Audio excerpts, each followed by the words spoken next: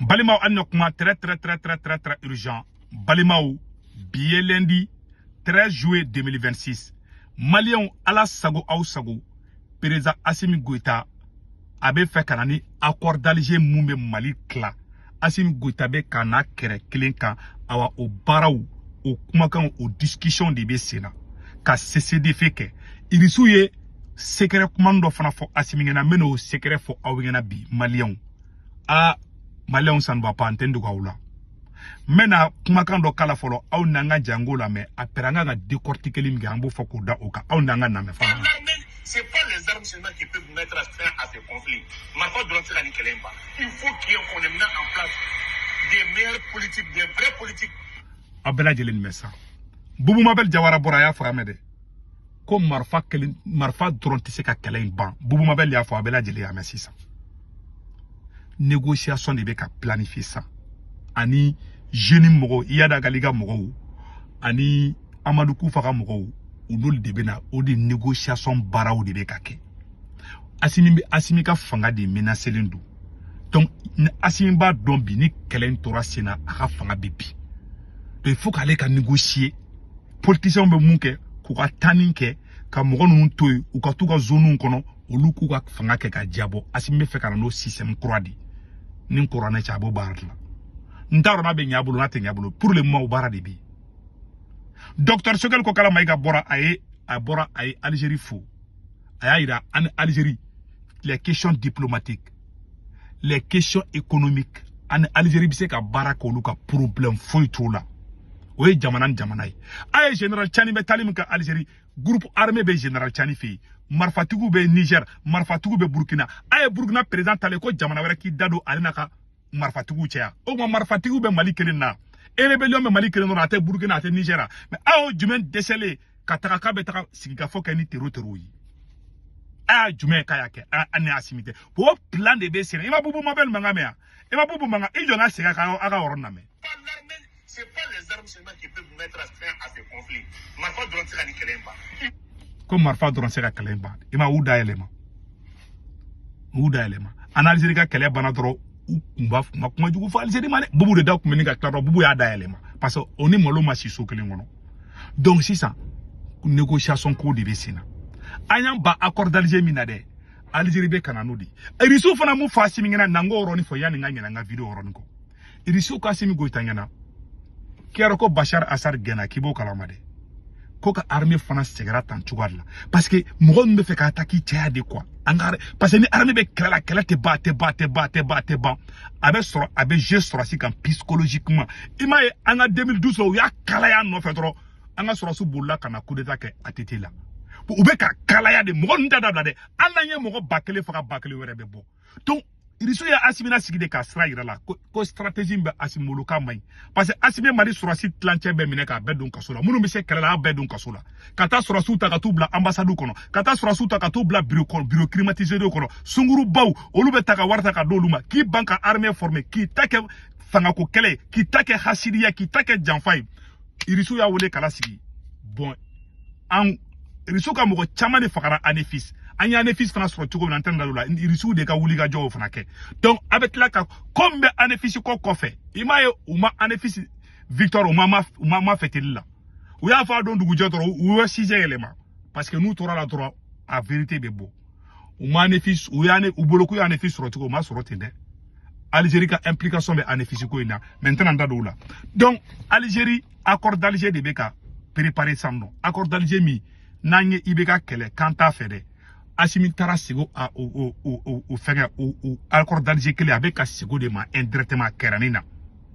a discussion besena e mabubu mangame ko marfa kelente keleba donc négociation de beke nunu me marfa da ou te marfa chana ante marfa chula mais yoron bubulu bo tubulu mali armée te keleke anga sitarnu mena ou tanga sitarnu attaquer mais au fona be woromina oro bo tubulu anga dugu ba keleni ko de be terror bulu bi o bebe tubulu c'est des faits de beke Assimi Goïta beni sigi fangala abidja fangala marfati teke aba fo kali peke kambe malien di ba obu da yelema kalabanci kalabandogodo bu da commencer k'u daw yɛlɛma daminɛ sam donc i bɛ ka ninnu to yen mun kun bɛ kɛ dɛ politiciens mun bɛ technique mun kɛ dɛ ka to ka wari dɔn di tero ma dɛ u ka t'u ka zone kɔnɔ mɔgɔ tɛ s'u ma u tɛ se mɔgɔ ma ale b'a ka fanga jabɔ parce que ale kunkolo kalara ni kɛlɛ in tora sen na ale bɛ gɛn de ka bɔ yen donc il faut k'ale ka nin fɛɛrɛnin de kɛ a fɛɛrɛ ma ban kɛla dɛ mais a kuma n bɛ sigi a kan a décision finale ma ta fɔlɔ dɛ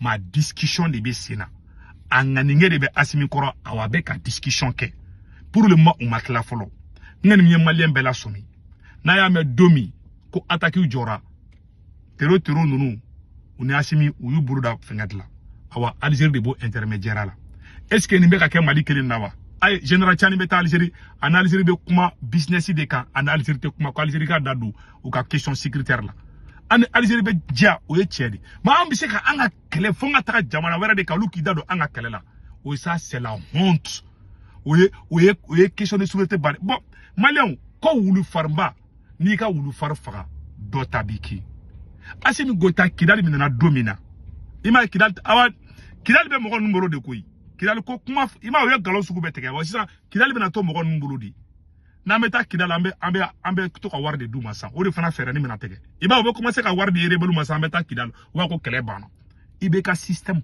politicien système o de bɛ ka préparer o de bɛ en téléchargement ne de filɛ ka secret fɔ an ɲɛna bi Asimi Goïta an ye Kidali sɔrɔ don min na Asimi Goïta ye M5 mɔgɔ fɛn fɛn bɛ a ye gouvernement ci Mali ye Kidali sɔrɔ dɔrɔn Asimi Goïta ye gouvernement ci ka M5 bɛɛ gɛn ka bɔ gouvernement kɔnɔ janfa i m'a ye Ala ye Kidali de la tuguni hadamaden ka sabali quoi a ye M5 janfa Kidali minɛna don min na ne Seku Tunkara bɔra ka video kɛ yan ne ka video kɛ sɔrɔsiw ye ne wele Amérique ka fɔ ne na ko ne bɛ video kɛ Kidali ko kuma kan ko ne kana Shogɛl tɔgɔ fɔ a la ko ne k'olu sɔrɔsiw dɔrɔn tɔgɔ fɔ a la aw kunfin den ninnu jɔn de ye tɔgɔ di aw ma c'est docteur Shogɛl Kokala Mayiga c'est ninnu ye munzuru denw de ye quoi ninnu tɛ den ɲɛnamaw ye quoi ninnu ye adamaden o de kosɔn a bɛ fɔ wulufarinba n'i ka wulufarin faga dɔ ta b'i kin u y'a kɛ fangako kɛlɛw de hasidi dinya la k'i sigi fanga la ka kɛ janfa ye ka kɛ ngalon ye ka kɛ namara ye ne de ko ne t'o la bɛɛ le cerveau ko ale t'a la u y'anw den kɛrɛfɛ ka dan ni Bubu Mabel ni ɲangu ne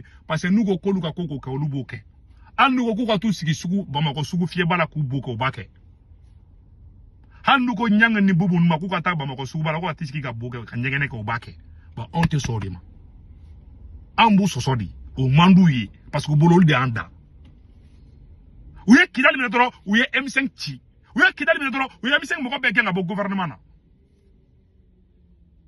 k'olu de y'a baara kɛ k'a sɔrɔ a travail politique anw d'a kɛ an bɛɛ de jɛra ka kɛ hali IBK bɛ minɛ don min na Fugariden ninnu ye anw de wele anw de n'u jɛra ka taga tɛgɛrɛ f'u kun ka jama labɔ a ka taa IBK minɛ a delila ka coup d'état jumɛn ye ko jama de tugura sɔrɔsi kɛ ka taa fɛ ne aw tɛ ne y'a image la ka prévu yira janfantiden ninnu u tora tuguni mu bɔ dɛ Kidali sɔrɔ don min na hali u tun bɛ fɛ ka Shogɛl Mayiga gɛn yanni Kidali ka bi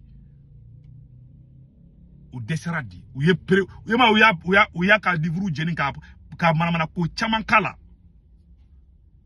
u y'a diɲɛ la gosi sugu tɛ u ma mun da Shogɛl kan yanni Kidali bɛ sɔrɔ mais Shogɛl y'a faamuya u tun bɛ fɛ Shogɛl da ka bɔ ko la k'a fɔ k'olu c'est à dire ko mana kɛ k'a fɔ k'olu d'a kɛ o de to a tɛ se ka jamana jɔ hasididenya ni nalomaya de b'a kunkolo kɔnɔ a tɛ se ka jamana in jɔ ale tɛ fɛ k'a fɔ ko mɔgɔ si ma ɲi jamana kɔnɔ ne tɛ o ye mɔgɔ y'o ye mɔgɔ bɔn ni mɔgɔ kiri piyapiyalen ninnu to ni tubabuw sera k'an coloniser quoi a ye M5 janfa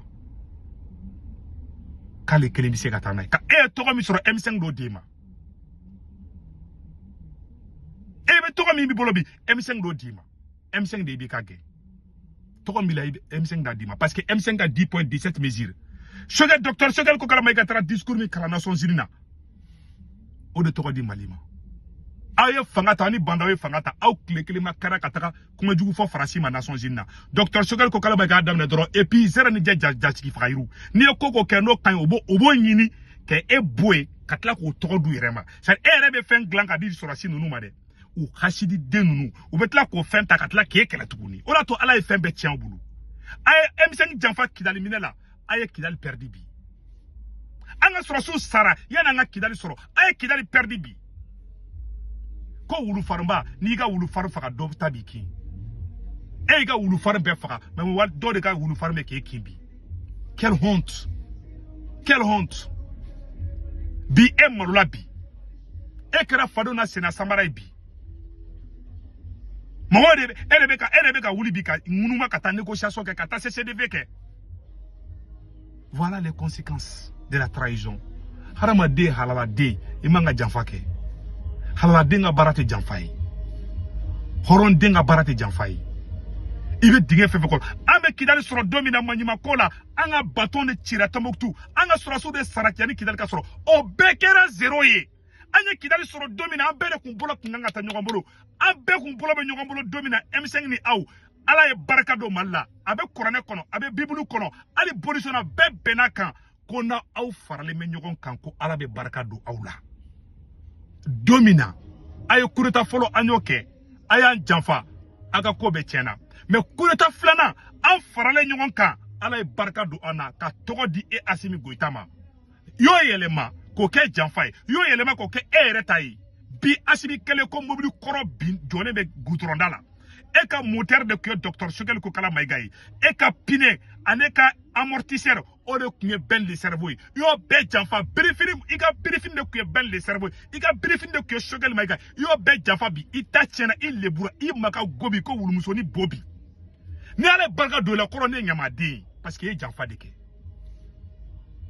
Nous y mogo jugu were de danindi. De ma dili ka adama de kaka jugu mogo maka nunu bo. Politiciens dagono jika fsani nini. Ces gens sont trop méchants et bêtes. Il y a qui a une fois du même yayi. Depuis il y a ben les cerveaux de Choguel Maïga, yo la kashidon phobie ala ma hereki. Irisu fana ira kolutese. Irisu ya ira kutese ko situation me kata tugo mina ko ça ne les arrange pas. Il faut situation d'économie. Ala ka akli nyuma dambema. Ode kundu.